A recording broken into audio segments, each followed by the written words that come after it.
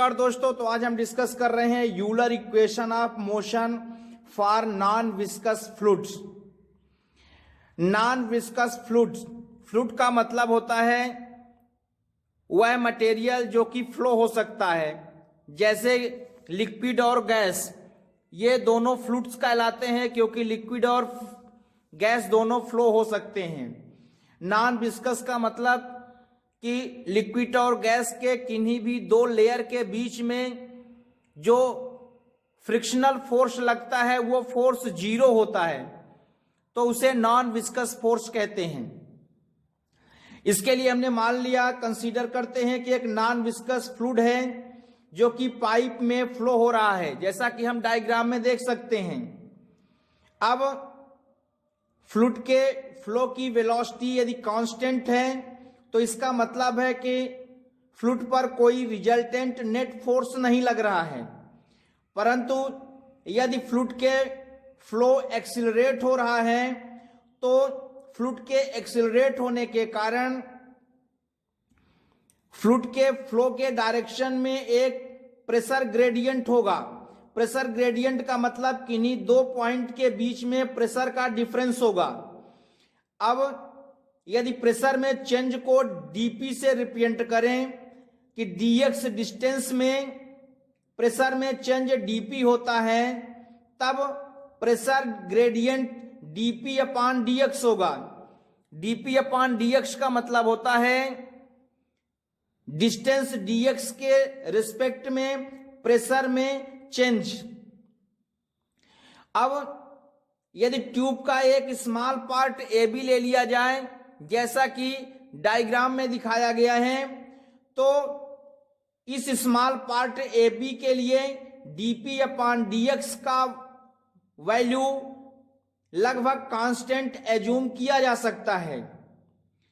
अब हम मान लेते हैं कि फ्लूइड पॉइंट ए से पॉइंट बी की ओर फ्लो हो रहा है, जिसमें प्रेशर पॉइंट ए से बी की ओर जाने में डिक्रीज होता है।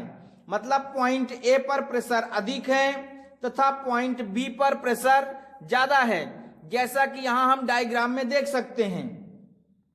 तथा पार्ट ए बी की जो लेंथ है उसको हमने डेल एक्स एज्यूम किया।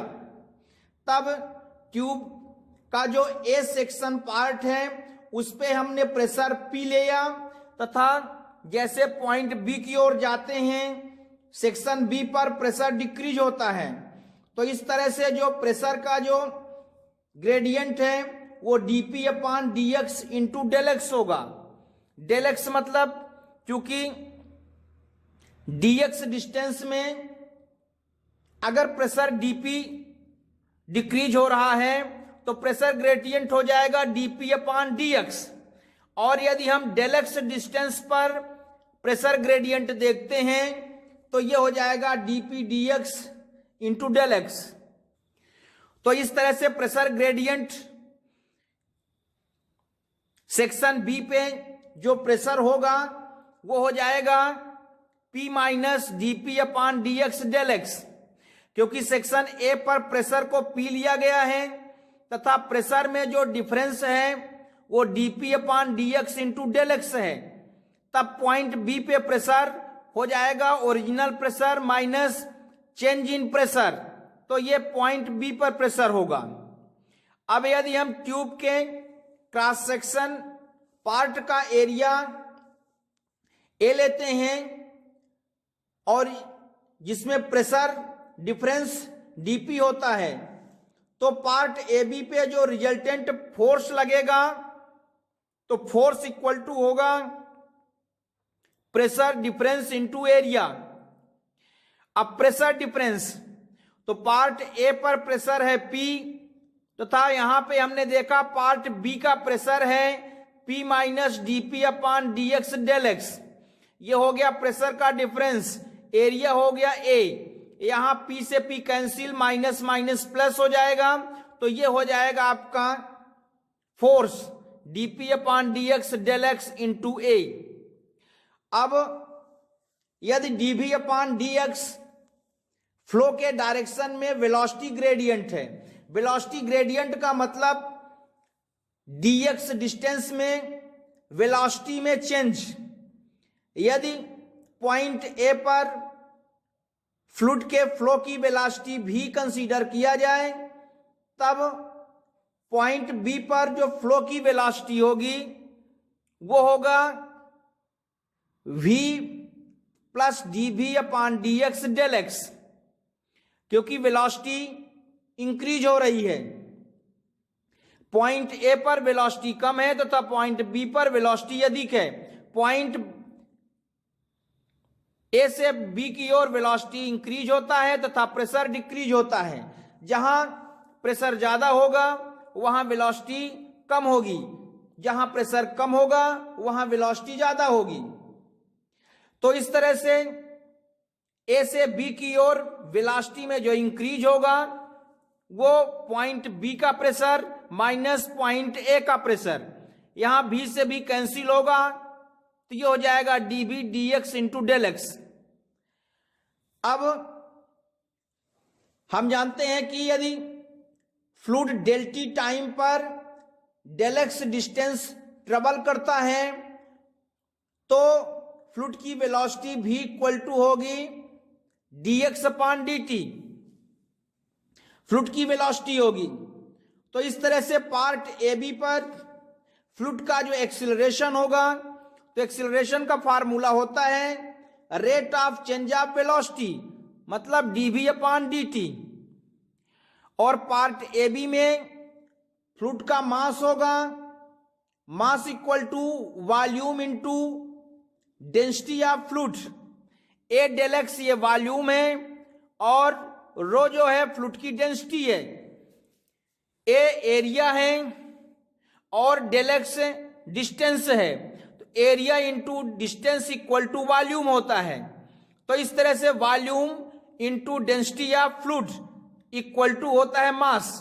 तो पार्ट ए बी में फ्लूइड का जो मास होगा वो होगा A del x into rho. तो इस केस पर पार्ट ए बी के फ्लूइड पर जो फोर्स होगा वो मास इंटू एक्सीलरेशन। तो मास की वेलोसिटी, यहां मास की वैल्यू पुट कर दिया गया, एक्सीलरेशन की वैल्यू पुट कर दिया गया। अब इक्वेशन फर्स्ट और सेकंड दोनों को इक्वेट किया गया। ये है minus A del X D P upon D X. यहां डेल एक्स से ये डेल एक्स कैंसिल हो जाएगा, ए से ए कैंसिल होगा, तो यहां से dp upon dx equal to rho dv upon dt हो जाएगा। अब dv अपॉन dt इसको हम लिख सकते हैं dv upon dx into dx upon dt। चूंकि dv upon dx velocity gradient है और dx अपॉन dt वेलोसिटी है, तो इसको हम लिख सकते हैं रो भी dv upon dx। dx upon dt की जगह यहां पे हमने रो पुट कर दिया। अब ये जो dp अपॉन dx माइनस है इस साइड में गया तो ये प्लस हो गया, ये इक्वल टू 0 हो गया। यहां पर जो निगेटिव साइन है, ये निगेटिव साइन ये शो करता है कि प्रेशर ग्रेडियंट और वेलोसिटी ग्रेडियंट एक दूसरे के अपोजिट डायरेक्शन पे है, अर्थात वेलोसिटी पॉइंट ए से बी की ओर इंक्रीज होता है तथा प्रेशर पॉइंट ए से बी की ओर डिक्रीज होता है। तो अपोजिट डायरेक्शन होने के कारण यहां पर माइनस कंसीडर किया गया है। अब इस इक्वेशन को यूलर इक्वेशन ऑफ मोशन कहते हैं। ये वन डायमेंशनल फ्लो के लिए नॉन विस्कस फील्ड का यूलर इक्वेशन है। अब यदि हम इक्वेशन थर्ड को इंटीग्रेट करते हैं तो इंटीग्रेशन फॉर्म में इसको हम लिख सकते हैं इस तरह से dp रो भी dv, रो को इसके नीचे किए और इसको हम इंटीग्रेट किए। अब हम मान लेते हैं कि फर्स्ट एंड पॉइंट पर प्रेशर P1 और वेलोसिटी V1 है तथा सेकंड एंड पॉइंट पर प्रेशर P2 और वेलोसिटी V2 है, जैसा कि डायग्राम में दिखाया जा चुका है। तब इसको इन्हीं दो वैल्यू के बीच में यदि हम इसको इंटीग्रेट करते हैं तो आप देख सकते हैं कि रो कांस्टेंट है, इसका इंटीग्रेशन होगा p, और p में जब ये अपर लिमिट और लोअर लिमिट पुट करेंगे तो हो जाएगा p2 माइनस p1 अपान रो। इसी तरह से v का इंटीग्रेशन होगा v स्क्वायर अपान 2, इसमें भी अपर लिमिट और लोअर लिमिट पुट करेंगे तो ये वैल्यू आएगा, माइनस अंदर मल्टीप्लाई करेंगे तो अल्टीमेटली ये हो जाएगा। और इस तरह से p1 माइनस p2 दो पॉइंट के बीच के डिफरेंस को हम p से रिप्रेजेंट कर सकते हैं तथा v2 माइनस v1 स्क्वायर, तो चूंकि इसका p1 upon rho plus v1 upon v1 square upon 2 equal to v2 square upon 2, p2 इधर जाएगा तो प्लस p2 अपान रो। इसका मतलब कि ट्यूब के फर्स्ट पार्ट पर प्रेशर एनर्जी और kinetic energy equal to tube के सेकंड पार्ट पर pressure energy equal to kinetic energy होगी। तो इस तरह से हम देखते हैं कि प्रेशर एनर्जी और काइनेटिक एनर्जी का जो सम होता है वो कांस्टेंट होता है तथा एक दूसरे पे इंटरचेंजेबल होता है। यूनिट मास के फ्लूइड में प्रेशर एनर्जी जितनी डिक्रीज होती है, यूनिट मास के फ्लूइड में काइनेटिक एनर्जी उतनी ही इंक्रीज होगी। मतलब प्रेशर एनर्जी जितनी इंक्रीज होगी, काइनेटिक एनर्जी उतनी ही डिक्रीज होगी। इस तरह से हम देखते हैं कि प्रेशर एनर्जी और काइनेटिक एनर्जी एक दूसरे पे इंटरचेंजेबल है, लेकिन सभी पार्ट पर प्रेशर एनर्जी और काइनेटिक एनर्जी की वैल्यू सेम है। अब हम ये देखते हैं कि यदि जैसा कि डायग्राम में देखा गया है कि इसमें यदि वाटर लेवल की हाइट h है और लिक्विड की डेंसिटी रो है, लिक्विड की हाइट h है, तब इस हाइट के कारण जो प्रेशर होगा वो प्रेशर P इक्वल टू हो जाएगा h रो g। अब यदि हम लिक्विड के यूनिट मास के लिए प्रेशर एनर्जी देखते हैं पॉइंट B पर, ये अपर पार्ट है पॉइंट A, ये लोअर पार्ट है पॉइंट B।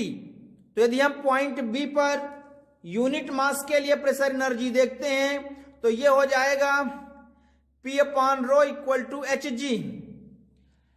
अब चूंकि यदि हम ग्रेविटेशनल फोर्स के अगेंस्ट वर्क डन देखते हैं, यूनिट मास को एक पॉइंट से दूसरे पॉइंट पे ले जाने के लिए, पॉइंट बी से पॉइंट ए तक ले जाने के लिए, तो जो वर्क डन होगा वो होगा Hg।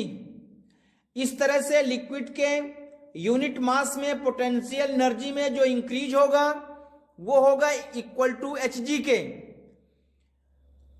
तो इस तरह से हम कह सकते हैं कि पॉइंट ए से पॉइंट बी की ओर जब हम मूव करते हैं तो लिक्विड का यूनिट मास में पोटेंशियल एनर्जी डिक्रीज होती है और प्रेशर एनर्जी उसी लेवल में इंक्रीज होगी, अर्थात प्रेशर एनर्जी और पोटेंशियल एनर्जी भी एक दूसरे से इंटरचेंजेबल होता है।